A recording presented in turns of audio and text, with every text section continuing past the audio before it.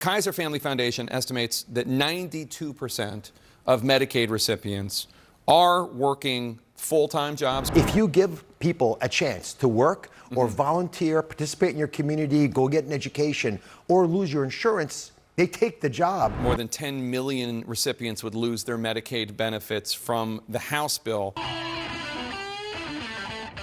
Okay guys, today we have clips of MAGA stooge Dr. Oz on CNN attempting to justify these even more horrendous, somehow up the ante and disgusting cuts to healthcare and such, and the rich guy tax cuts now proposed by the Senate. So if you can, take a moment, leave us a like on the video. It helps us out a ton, and let's get right to the discourse. Defunding rural hospitals in order to pay for extensions to the Green New Deal. Like, I don't get it at all.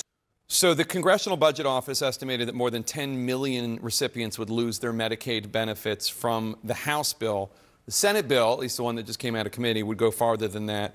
How can you be sure that the vulnerable enrollees who depend upon Medicaid will continue to get it? You say that you want to protect them. How can you make sure that they will be protected? I took this job to do just that, protect our most vulnerable. And yet, the plans that I've been asked to preside over, Medicaid and the Affordable Care Act exchanges in particular, are not stable programs. Medicaid spending has increased 50% in the last 5 years. And a major driver of that are the able-bodied individuals who joined the program, and half of which these individuals don't work, and many of them could work. Dr. Oz has pushed so many sham medicines and scams over the years. It's honestly hilarious to watch him with a straight face say that he cares about defending the most vulnerable, but he's also being incredibly deceptive here. These spending cuts will not only pull over 10 million Americans off of healthcare, but it will also drop the funds that Medicaid receives from hospitals, which then gets matched on the federal level, which will leave it with less money to fund these procedures done in the hospitals. This affects those in rural areas, of course, with the lowest of incomes the most. Also, Medicaid spending has only increased because of expanded eligibility. It's not like the program getting more expensive. It's been expanded to 138% of the federal poverty level, with Biden having tax incentives for states to increase their eligibility. The administrative costs are still far lower than what we observe in private insurance, and it insures people who, again, otherwise couldn't afford it, while we know the overwhelming majority work. Why are we forcing people to work to fight cancer? If you give people a chance to work or volunteer, participate in your community, go get an education, or lose your insurance, they take the job over that. And so the estimates that we're seeing are made by economists, but it's a behavioral analysis. It's a psychology analysis. Will you take the deal? Getting back to Senator Hawley's comments about the provider tax and the state-directed payments, these are basically legalized money laundering. Now, why do you say that? Because the states say they need to be able to tax providers or hospitals so that they can help pay for Medicaid.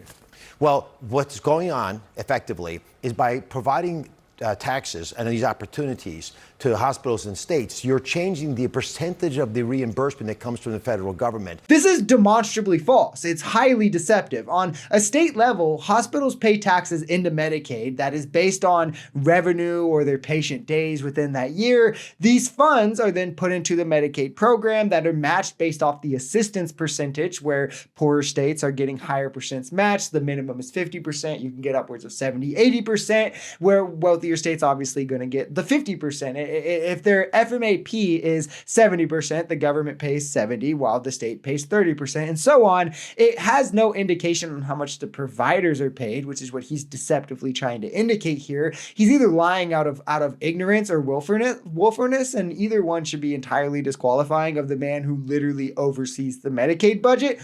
Also, finally, disgusting, the idea that we should hang over someone's head their health care as a means to force them to enrich in a corporation for subpar wages, as if allowing someone healthcare treatments, allowing them to their cancer treatments will make them quit their job. Kaiser Family Foundation estimates that 92% of Medicaid recipients are working full-time jobs or part-time jobs, or they're not working because they have disabilities or childcare responsibilities or school. The other 8% of Medicaid recipients say they're not able to find jobs. How do you guarantee that they are going to be able to find work? Jake, this is a major focus of CMS right now. We actually have pilots already ongoing in states to assess whether or not we can figure out if people are working or not working. Are they getting an education? Are they volunteering? Are they engaged in life? Do they believe they have agency over their future? And so the major IT modernization that we're going through, which we have to do anyway, to really deal with the bigger problems of the healthcare budget in America, is going to include us being able to help you quantitate whether you're working. And if you are, God bless you, we want you to have a job.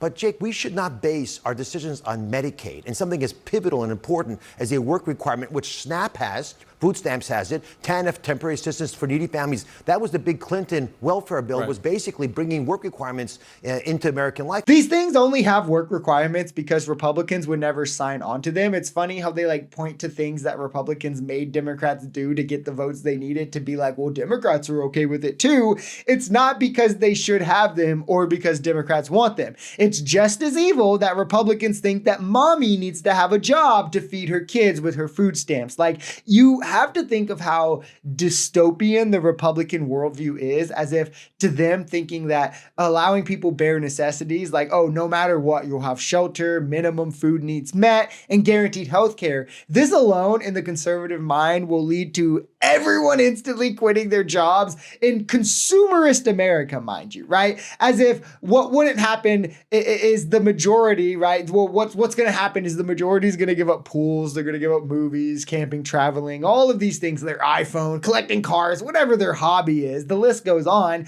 Nobody's going to care about having money for any of these fun things that American culture is predicated off of, because now they have food stamps and healthcare. And that's much more likely to MAGA than the Occam's razor outcomes, which is that if we guaranteed people food and healthcare and shelter, that less people would die of sickness or starvation, but roughly the same amount of people would work, if not more, right? As more would be capable. But no, guys. People are going to just stop because now they can get chemotherapy.